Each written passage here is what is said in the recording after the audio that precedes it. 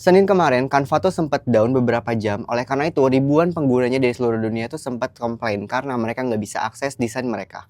Nah, tapi bukan cuma Canva, tapi kayak Snapchat, Duolingo, hingga Reddit juga kena imbasnya. Hal ini tuh cuma karena satu, yaitu Amazon Web Service.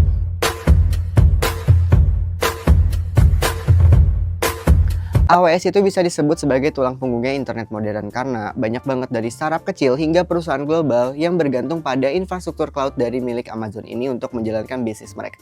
Artinya, ketika AWS down, dampaknya itu bukan cuma ke Amazon tapi ke seluruh ekosistem digital yang bergantung kepadanya. Dari sisi strategi bisnis, ini menyiratkan satu hal penting, yaitu di era efisiensi yang tinggi, banyak perusahaan justru menjadi terlalu terpusat.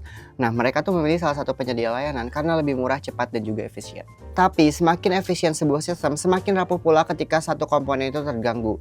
Dan menariknya, hal ini tuh nggak cuma terjadi di sektor teknologi. Nah, ini dia beberapa contohnya. Yang pertama, ada brand fashion yang hanya bergantung pada satu atau dua pemasok bahan baku.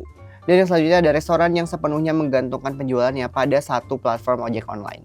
Dan yang selanjutnya ada e-commerce kecil yang hidup atau matinya digantungkan kepada algoritma TikTok atau juga Instagram. Begitu pemain besar goyah, ribuan bisnis kecil itu ikut terguncang. Nah, pelajaran penting dari kasus AWS ini bukan cuma soal server yang error, tapi tentang ketergantungan yang gak terlihat. Kadang kita mikir kalau misalkan bisnis kita itu bisa berdiri secara independen, padahal bisnis kita itu sebagian besar masih disanggah oleh pihak lain.